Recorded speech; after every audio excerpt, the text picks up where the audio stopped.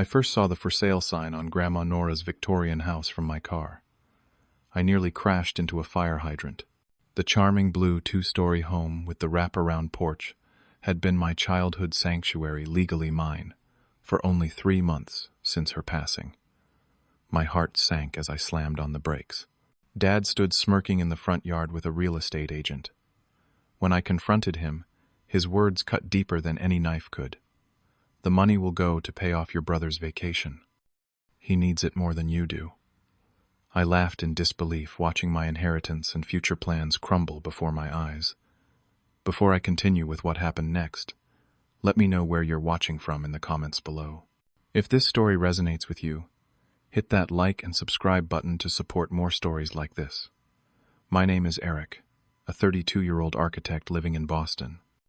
Architecture was always my passion, inspired largely by my grandmother Nora and her beautiful historic Victorian home.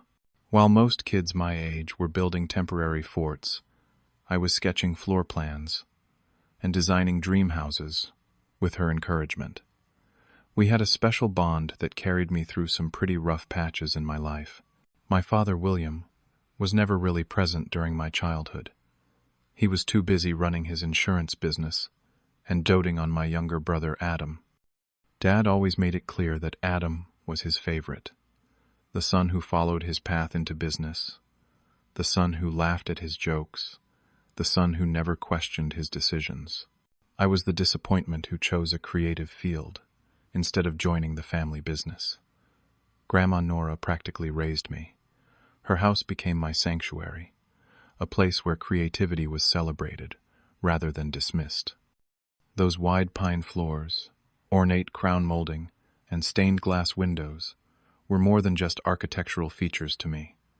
They represented safety, comfort, and unconditional love. When Grandma Nora fell ill last year, I moved temporarily into her guest room to care for her. Those final months were precious, filled with stories of her youth and wisdom about life.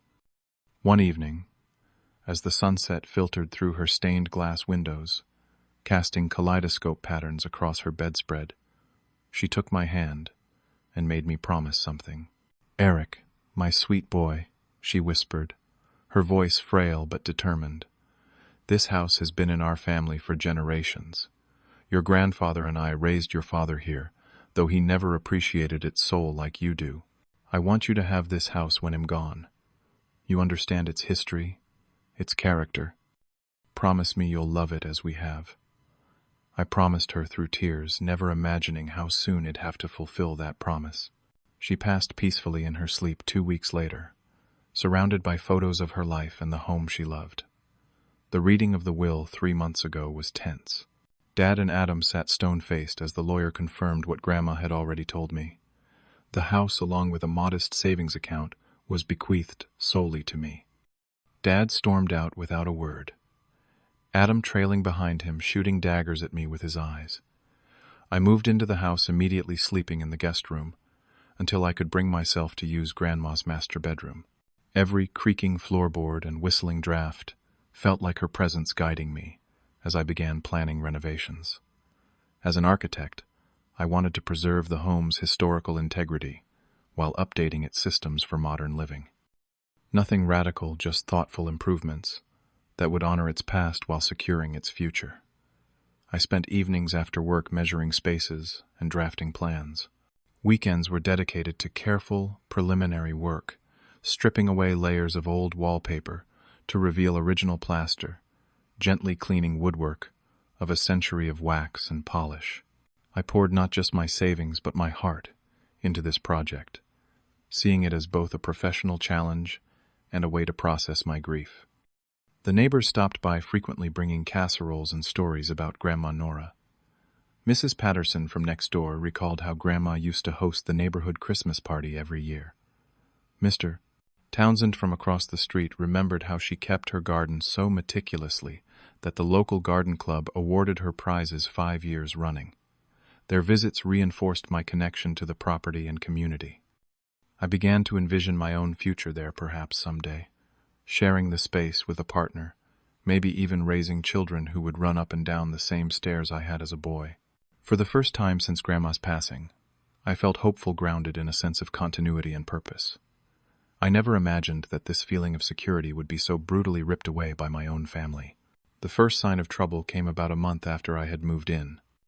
Dad called on a Tuesday evening, his voice suspiciously casual as he asked how the house was holding up. "Just checking in," he said. "That place has always had plumbing issues. Thought I should swing by and take a look."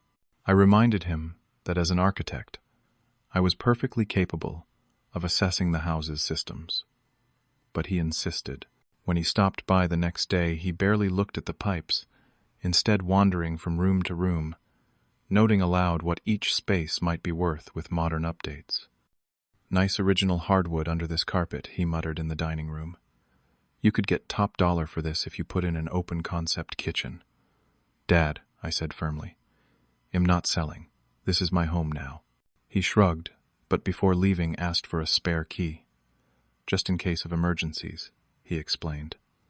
Against my better judgment, I gave him one, wanting to believe he was finally showing interest in my life, however misguided. A week later, Adam called. My brother rarely contacted me unless he needed something, and this call proved no different. He was in financial trouble again.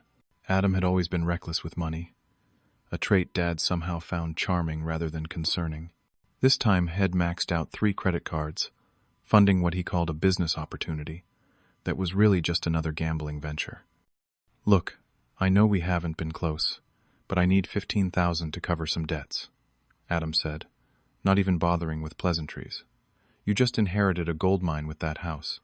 You could take out a small equity loan and never even feel it."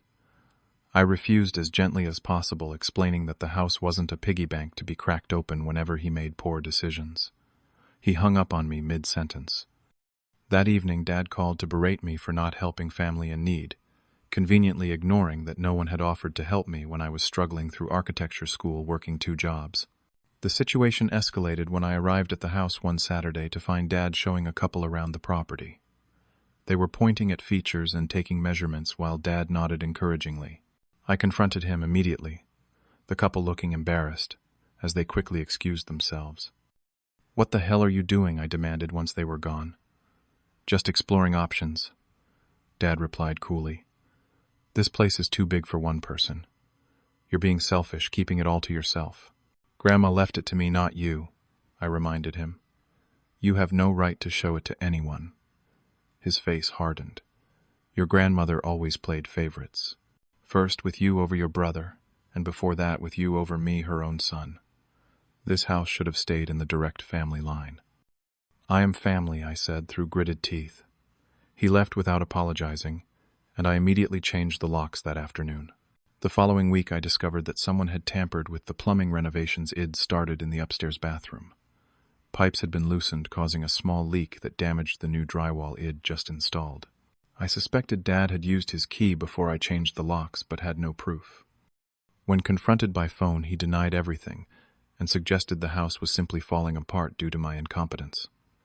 Adam arranged to meet me for coffee, something so out of character that I agreed out of sheer curiosity. He seemed nervous, fidgeting with his napkin and avoiding eye contact. "Look, I think you should know," he finally blurted.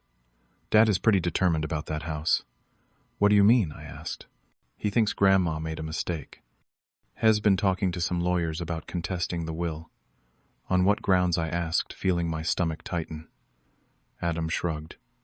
"I don't know the details. Just wanted to give you a heads up." He stirred his coffee unnecessarily. "By the way, if you change your mind about that loan, the offer still stands." I left the coffee shop feeling uneasy. That evening I decided to review Grandma's legal documents, which I'd stored in her antique roll-top desk. To my horror, several folders were missing, including the original copy of her will she had given me for safekeeping. Only I had a key to that desk, or so I thought. Feeling increasingly paranoid, I installed security cameras at my own expense. I started coming home during my lunch breaks, just to check on the property. My work began to suffer, as anxiety consumed my thoughts. Was I being oversensitive? Or was my family really trying to undermine my inheritance?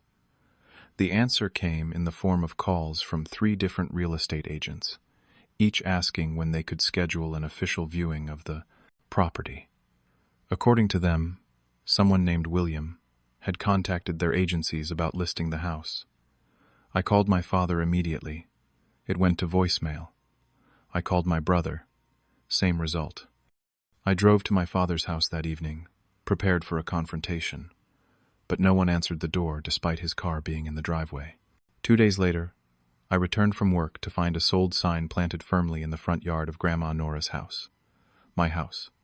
My heart nearly stopped. Dad stood on the porch with a smug expression, a manila envelope in his hand. "Good timing," he said, as if we were discussing the weather. "I was just going to call you." "What have you done?" I whispered, unable to process the reality before me. "What should have been done months ago," he replied. "The house sold for $850,000, above asking price. Closing is next week." He extended the envelope toward me. "Harry's your share." I took the envelope with trembling hands and looked inside. A check for $50,000 stared back at me. Less than a tenth of the sale price. "What is this?" I demanded. "You can't sell my house." "Actually, I can," he replied. And I did. "You see, your grandmother made the mistake of putting both our names on the deed years ago in case something happened to her. She forgot to change it before she died. The will doesn't override that. As joint owner, I have every right to sell." I felt physically ill. Could this be true? Had Grandma made such a critical oversight? "The rest of the money will go to pay off your brother's vacation debts," Dad continued casually. "He needs it more than you do. Hez, starting a new business venture in Europe, needs capital to get established." "Vacation debts," I repeated, my voice rising in disbelief. "You stole my inheritance. My home to fund Adam's European vacation. Investment trip," Dad corrected. "And I didn't steal anything. This is just correcting the imbalance. Your grandmother always favored you unfairly." Before I could respond further, Adam pulled up in a brand new sports car, grinning widely as he bounded up the steps. "Hey there, big brother," he said with a wink. "Thanks for the early inheritance. The Alps are beautiful this time of year." I lunged at him without thinking, stopped only by Dad stepping between us. "Your signature's already on the paperwork," Dad said, coldly. "The sale is final. You've got 1 week to move your things out before the new owners take possession." As they walked to their cars laughing between themselves, I stood frozen on what was no longer my property. The worthless check still clutched in my hand, realizing with dawning horror that they had somehow forged my signature. I spent that night sitting on the floor of Grandma's empty bedroom, surrounded by boxes half filled with her belongings and mine, now all destined for some sterile storage unit. The weight of betrayal pressed down on me so heavily, I could barely breathe. Every memory in this house now twisted with the poison of my father's actions. In the raw light of dawn, something inside me hardened. This wasn't just about a house anymore. This was about honoring Grandma's wishes and standing up for myself against a lifetime of dismissal and manipulation. I called in sick to work and spent the morning researching lawyers. By noon, I was sitting in the office of Jackson Thompson, an attorney specializing in estate fraud and property disputes. I laid out everything, including my suspicion about forged signatures. His expression grew increasingly grave as I spoke. Mr. Jackson examined the sales documents I had obtained. "If what you're telling me is accurate, and I have no reason to doubt it, your father has committed several serious crimes here," he said finally. "Forgery fraud, possible elder financial abuse regarding your grandmother." His eyes narrowed as he studied the signature purported to be mine. "This doesn't even look like a skilled forgery. It's almost as if he didn't expect to be challenged." The lawyer suggested I search for any additional documentation Grandma might have left regarding her intentions for the house. Back at home, I tore through closets and drawers searching for anything that might help. In her bedside table, beneath a false bottom I hadn't known existed, I found a small digital voice recorder. With trembling fingers, I pressed play. Grandma's voice filled the room. "This is Nora Simmons," she began formally. "Date is February 12th. Am recording this with my nurse Patricia as witness to confirm that I am of sound mind and body while making these statements. She cleared her throat. I wish to be absolutely clear about my intentions regarding my property at 37 Maple Street. This house is to go solely to my grandson Erik upon my death. Despite the joint ownership arrangement I made with my son William years ago for practical purposes, it has always been my explicit intention that Erik inherit this property in its entirety. William is aware of these wishes and has verbally agreed to honor them. I heard the nurse confirm her presence on the recording, then Grandma continued, her voice growing more determined. I have also instructed my attorney to update all legal documents to reflect these wishes. Should William attempt to circumvent my desires after my passing, this recording serves as evidence of my clear intentions and his prior knowledge of them. The recording ended, and I sat in stunned silence. Grandma had anticipated my father's betrayal and taken steps to protect me. With shaking hands, I called Attorney Thompson and arranged to bring him the recording immediately. The evidence gathering didn't stop there. I photographed discrepancies in the paperwork, including the clearly forged signature. I discovered my father had taken out a substantial loan against the property just weeks before selling it, pocketing that money, in addition to the sale proceeds. I found emails between Dad and Adam, discussing their plans for a luxury European tour using the house money, with Adam referring to it as our winning lottery ticket. When I presented all this to my extended family, hoping for support, I was shocked by their response. Aunts, uncles, cousins, all sided with Dad, some out of fear of his temper, others out of misguided family loyalty. Only Grandma's sister, my great-aunt Martha, stood firmly with me. The final breaking point came at what was supposed to be a mediation session, arranged by a family friend. Instead, it turned into an ambush, with Dad publicly accusing me of being ungrateful and entitled. "You've always had everything handed to you," he thundered before the assembled relatives. "Your grandmother spoiled you rotten while your brother and I struggled. This is just balancing the scales." Something snapped inside me. After a lifetime of seeking this man's approval, of making myself smaller to avoid his displeasure, I finally found my voice. "Struggled," I said, my voice quiet but steady. "You live in a 5-bedroom house and drive a luxury car. Adam has never held a job for more than 6 months, yet always has money for gambling and vacations. The only person who struggled was me, working through college, building my career, while you dismissed my choices at every turn." My voice grew stronger. Grandma didn't spoil me. She supported me. She saw me. And she wanted me to have her home because she knew it'd honor its legacy, instead of seeing it as an ATM. I turned to the rest of the family. "You can all choose sides if you want, but know this. I'm fighting for this house, not just for myself, but for Grandma, for what she wanted, and for once in my life, I'm not backing down to keep the peace." I walked out of that room with my head high, my great-aunt Martha's hand clasped firmly in mine, and went straight to Attorney Thompson's office to file the lawsuit. The legal process moved faster than I expected. Within days of filing, the court issued an emergency injunction preventing the house sale from finalizing. Adam's vacation funds were frozen pending investigation. My father's face, when served with the legal papers, was almost worth the pain he'd caused. Almost. Local media picked up the story, framing it as a cautionary tale about elder wishes and family betrayal. Neighbors and community members who had loved Grandma Nora rallied around me, providing statements about how often she'd spoken of leaving me the house. My father's reputation in the community began to crumble as the truth emerged. During discovery, we uncovered that this wasn't the first time my father had financially exploited family members. An elderly cousin had been similarly manipulated years earlier, but had been too ashamed to come forward. This pattern of behavior strengthened my case considerably. The most powerful testimony came from Patricia, Grandma's home health nurse, during her final months. She not only authenticated the voice recording, but provided detailed accounts of conversations where Grandma had explicitly stated her wishes regarding the house. When the judge reviewed the forged documents, his expression darkened visibly. The signature comparison didn't require an expert witness. The forgery was so blatant, It suggested a lifetime of getting away with such behavior had made my father careless. As the evidence mounted against him, Dad attempted to settle privately. Through his attorney, he offered to split the sale proceeds 50-50 if I would drop the fraud charges. The old Erik might have accepted just to end the conflict and earn a scrap of paternal approval. But I was no longer that person. I want the house, not the money, I told Attorney Thompson. And I want them to face consequences for their actions.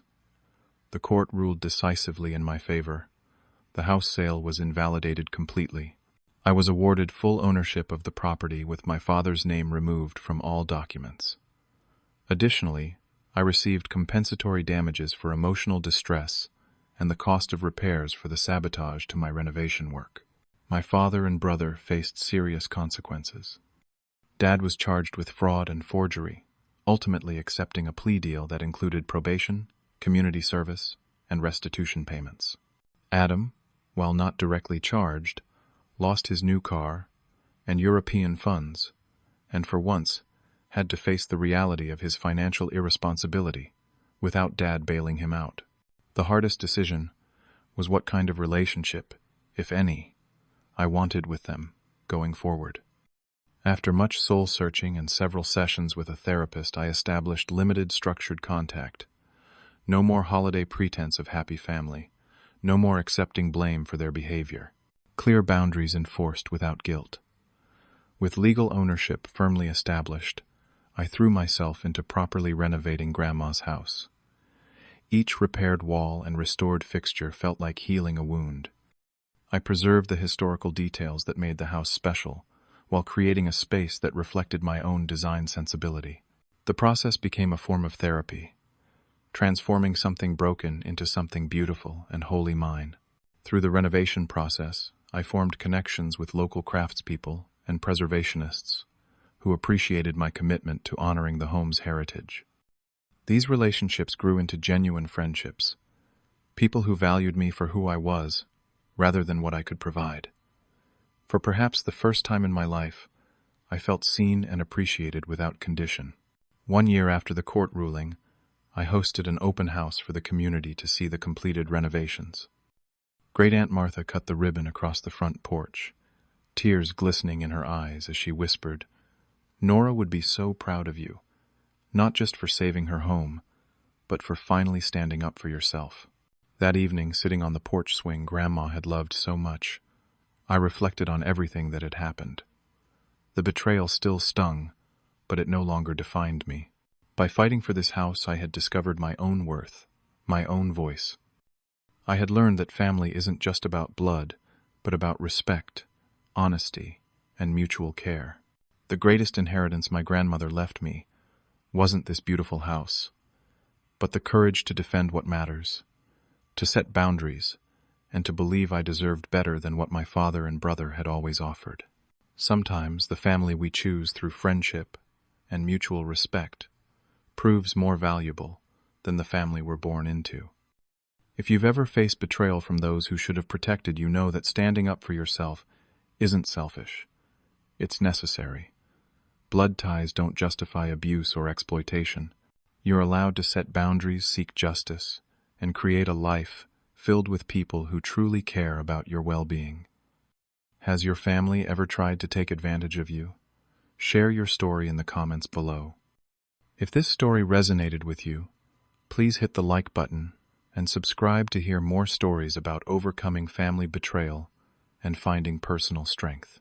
Share this video with anyone who might need to hear that it's okay to stand up against family exploitation. Thank you for listening. And remember, sometimes the family we choose is more important than the family we're born into.